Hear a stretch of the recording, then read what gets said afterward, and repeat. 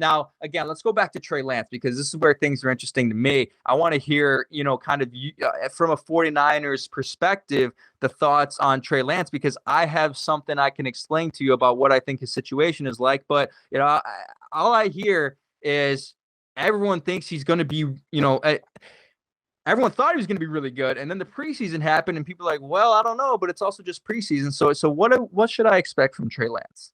As far as Trey Lance goes, I went to training camp and I watched him throw with my own eyes. And I think this guy can spin it. He looks special when you watch him play. He did have a bad practice when I saw him. The throws I saw him make were special. What I noticed with him is the deep downfield throws. He is nailing those. And that's what he worked on all of preseason. And people aren't understanding. When he goes to practice or training camp and he goes 3 for 11, 4 for 10, he's not throwing 10 checkdowns. He's throwing 10 mid-level to deep-level throws because he wants to work on that part of the offense. The 49ers aren't used to that. Kyle didn't really do that with Jimmy. So this is what they've been working on. I think they are skeptical if he can complete the easy stuff. He's been a little bit off on the out routes, on these quick throws, but I think Kyle needs to decide, does he want to live with Jimmy where you complete the easy stuff and you hope that he makes a couple big plays, or you live with Trey where he can make some big plays, but is he going to complete the easy stuff? And that's just the teeter-totter that we're going to be on all season. And I think Trey can get there. He's not there yet, but I feel really good about what I've seen him do running this offense, the play action that he can do. When he's rolling out of the pocket, if you watch his eyes, he's looking for the deepest target, and at the last second, he's going to the check down. With Jimmy, it's the opposite. When he rolls out, you hold your breath, because if he lets go of that ball, it's either an interception or it's getting thrown in the dirt. And so that's been the big difference that I noticed in the preseason is Trey Lance out of the pocket. He's been amazing. And his pocket awareness is actually really good. He stays in there, he avoids the rush, and he keeps his eyes downfield, and he doesn't take off running until he has to.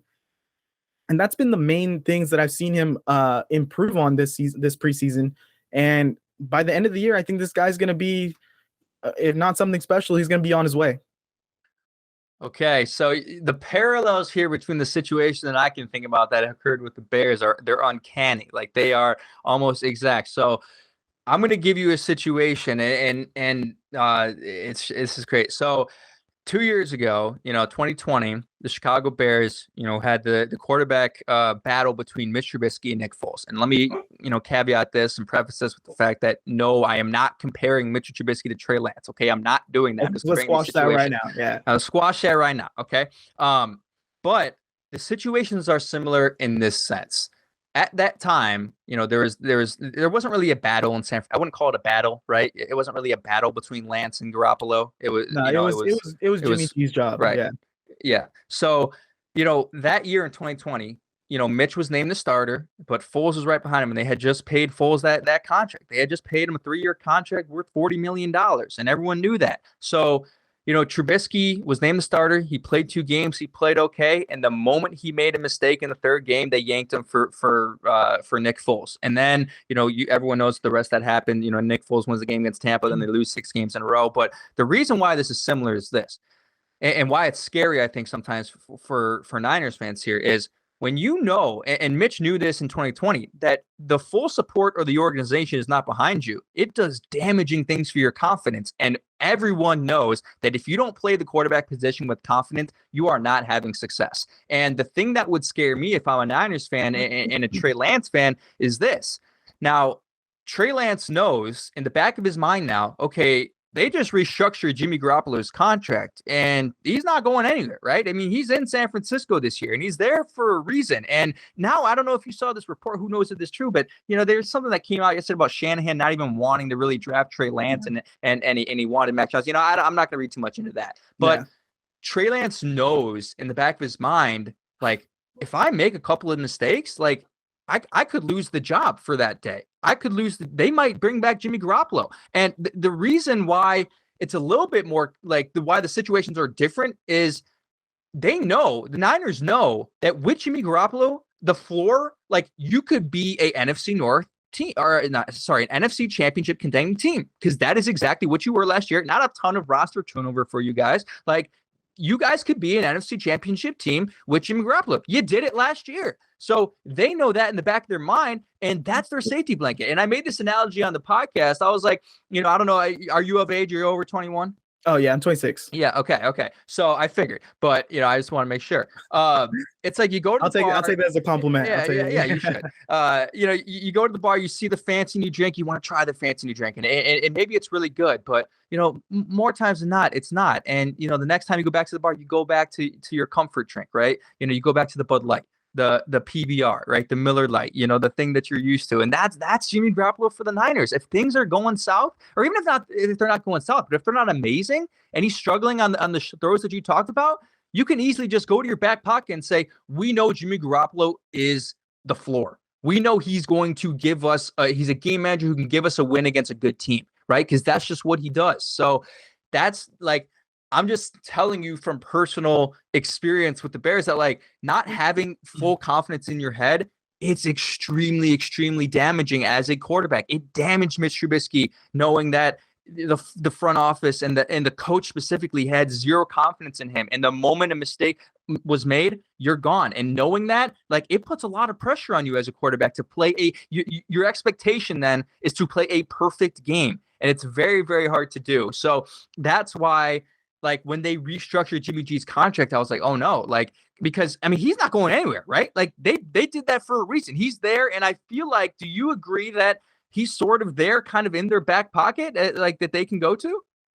Yeah, I totally see that. And for me, I do look at Kyle as a wild card of, this guy's going to do whatever week to week it takes to win, whether that's with Jimmy or with Trey, which is what we went through last year, is people calling for Trey Lance when the season wasn't looking good.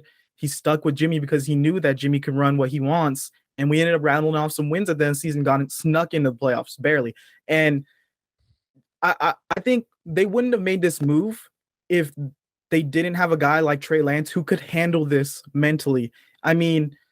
Everyone talks last season about how well Jimmy handled the media and handled this situation. Nobody wants to talk about how well Trey handled this. How well Trey has handled this media circus all offseason. For a big story and kind of a crazy story, this hasn't been that big of a narrative out in the world. It's true. Unless you're focusing on it specifically. And that's because Trey Lance and Jimmy G are mature guys. I think Jimmy is mature enough to know, like, hey, I'll step back for a while, but if you need me, I'm in there. I'll be a leader again. And he's not going to step on Trey's toes. And I think for Trey, if you're comfortable, you're not growing. This guy needs to get pushed a little bit maybe. And Kyle and Jimmy are good in that quarterback room to teach him. He's comfortable with Jimmy as a person, I think, and I think Jimmy will help him move along. I kind of look at the Tua situation last year where they're switching off. Right. I don't know if it's last year before, where they're switching off Ryan Fitzpatrick and Tua. And Tua never looked mentally shook to me from that. And this guy was getting pulled like he was an MLB pitcher. And I don't think Kyle's going to be doing that with Trey. It might be from like the get-go, like, hey, Jimmy's going to start this game, go and take a step back for a week or two.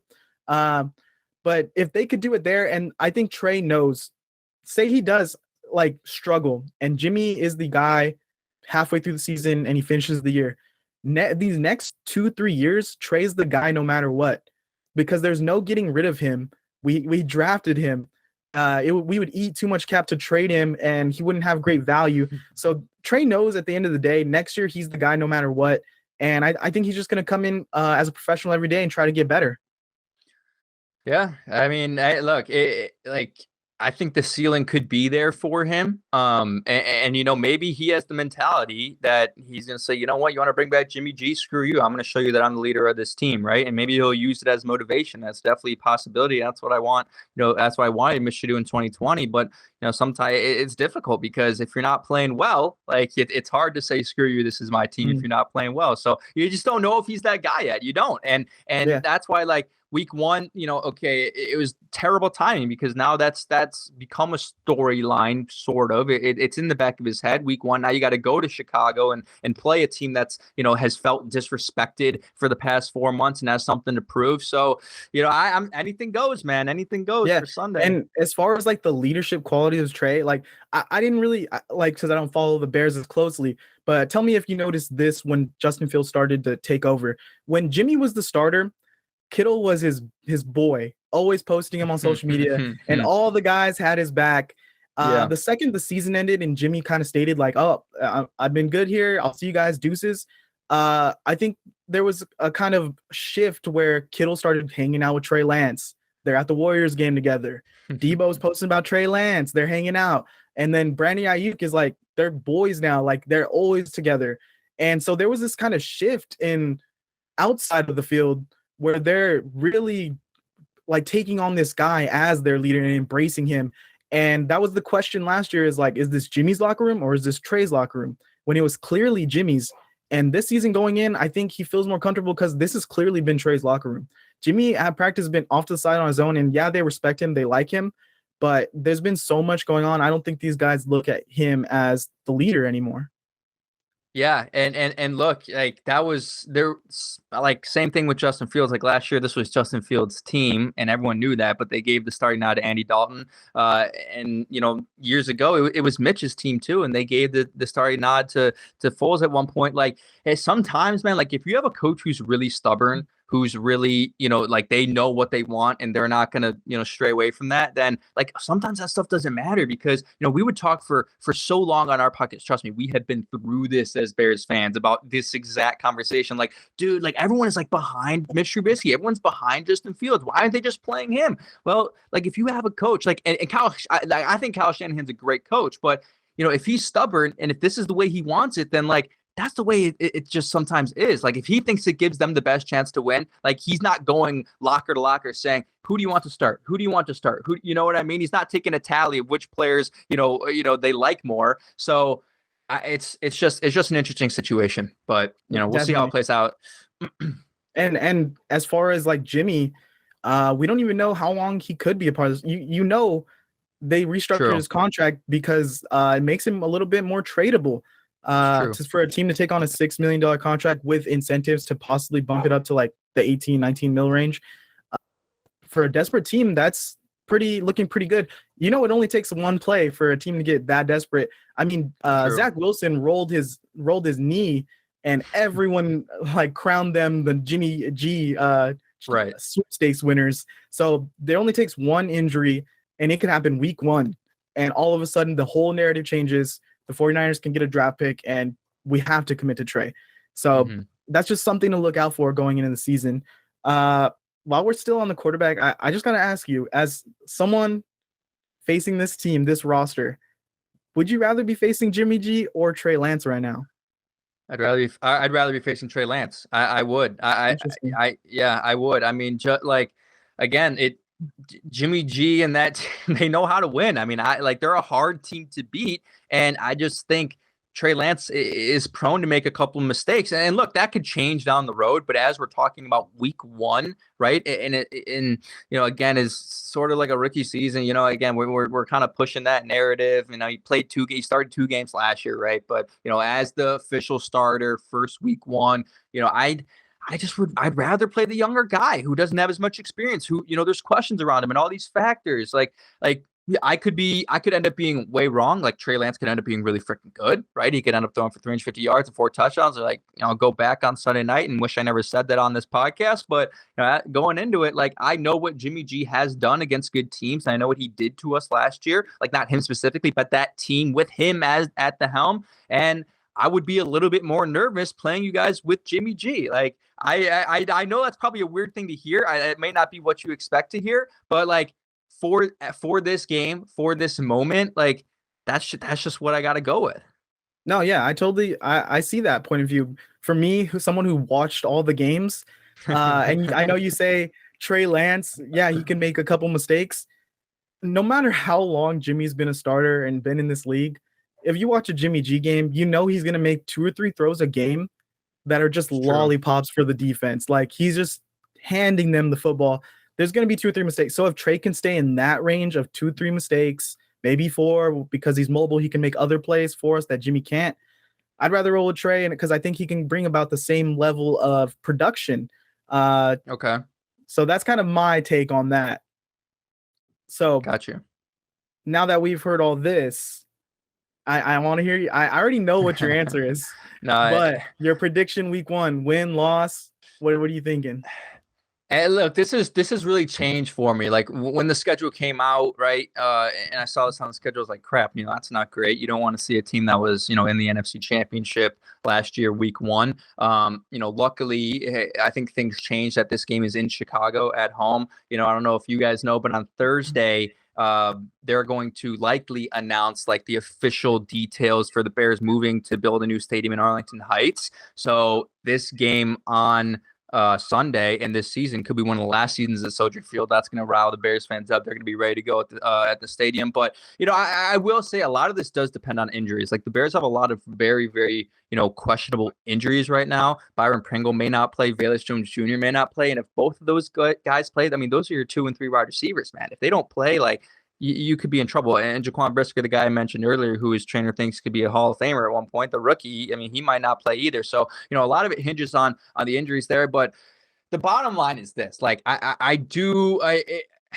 either think like the Bears get blown out in this game, or they win like 24-23 in a real close game, and Trey Lance makes like a back-breaking mistake. But like,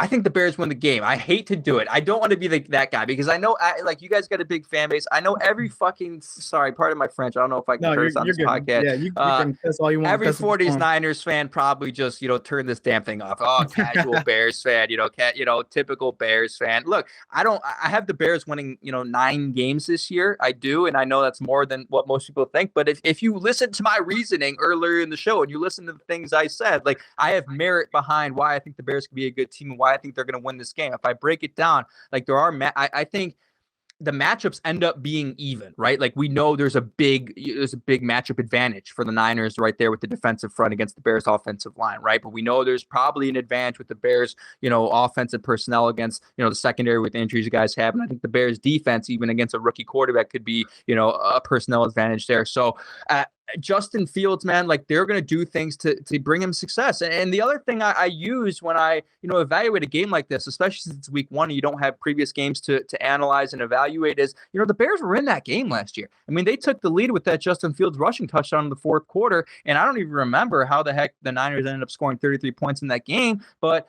things really went downhill. And that Bears team did not know how to close games. I mean, if they knew how to close games, they could have won 8 to 9 games last year. They were up on the Steelers with, a minute 30 to go in the 4th quarter. They end up blowing that game. They were up on the Ravens with, 2 minutes to go. Tyler Huntley marched on the field and beat them. You flip those 2 games, they have 8 wins. The Bears were competitive late in games last year. They were beating the Packers by 14 at one point on Sunday Night Football in the 2nd quarter. Like they were able to be in games, be competitive. They just didn't know how to close. I think this team and the effort that I have seen from this team in the preseason, this team plays hard as hell, and they're going to be ready to go right out the gate. The Chicago fan base is going to be ready. Like, I just think it's going to be a little bit surprising. Even if they don't win, at least expect it to be. You watch college football at all?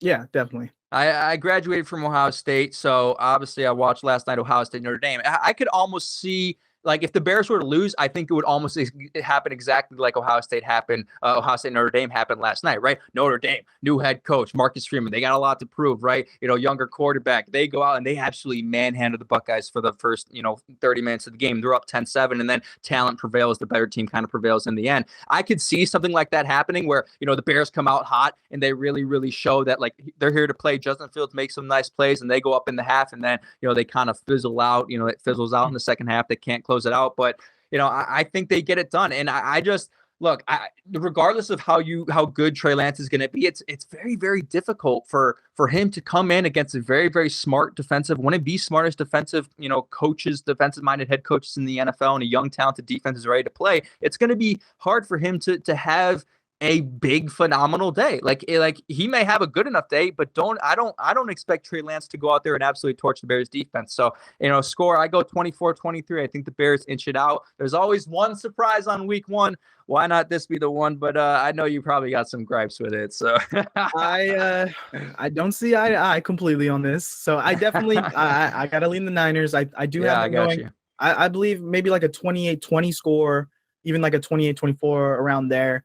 I think just with this 49ers defensive line, I think they're just going to be dominant. And they have struggled in the past with mobile quarterbacks.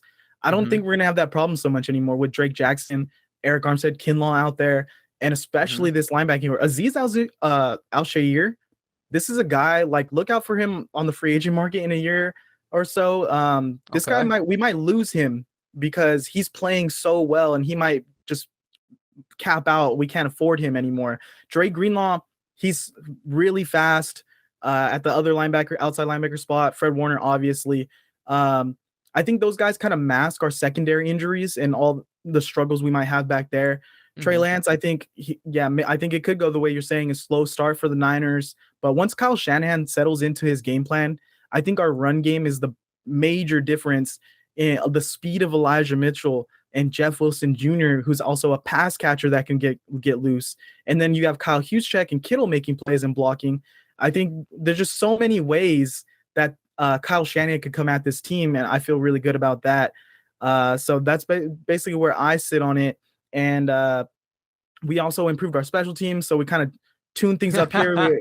We picked up Ray McLeod, and we got a couple of guys like Oren Burks, Odom, who could play special teams. So we try to clean up those mistakes that we kind of fell through all season last year.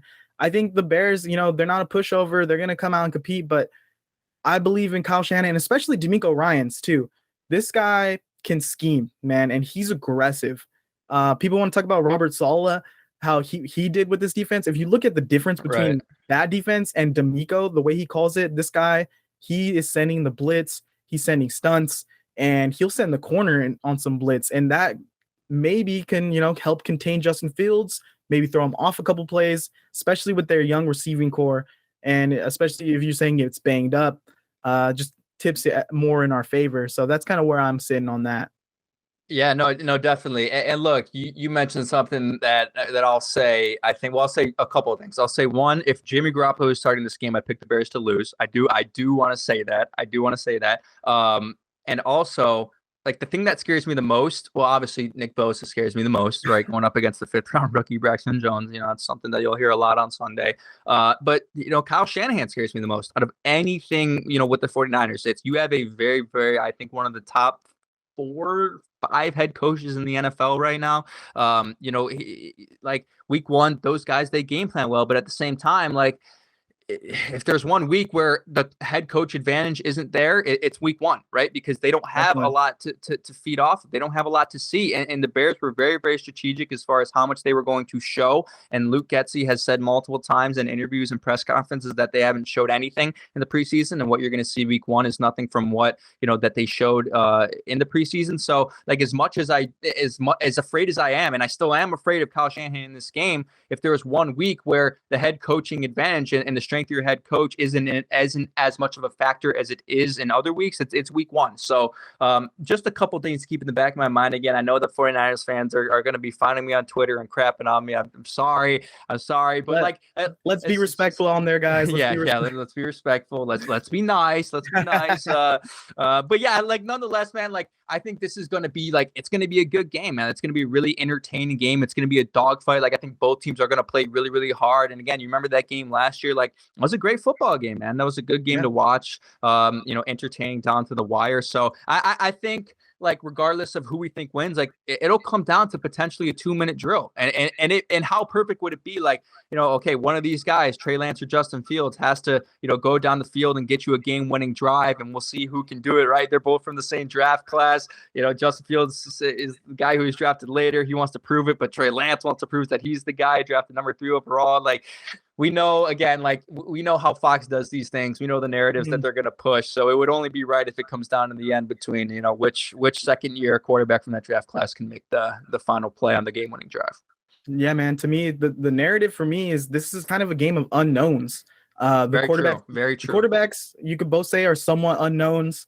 Both offensive lines you could say questionable unknowns. Right. I'd say your receiving core are secondary unknowns. So this is just such a interesting matchup that kind of fell into our laps here, where we're gonna learn a lot about these teams quickly, and it is kind of hard to analyze this where there's a lot of new factors going into both of these teams. Even like your head coach, our quarterback, Yep. those are kind of the highlights.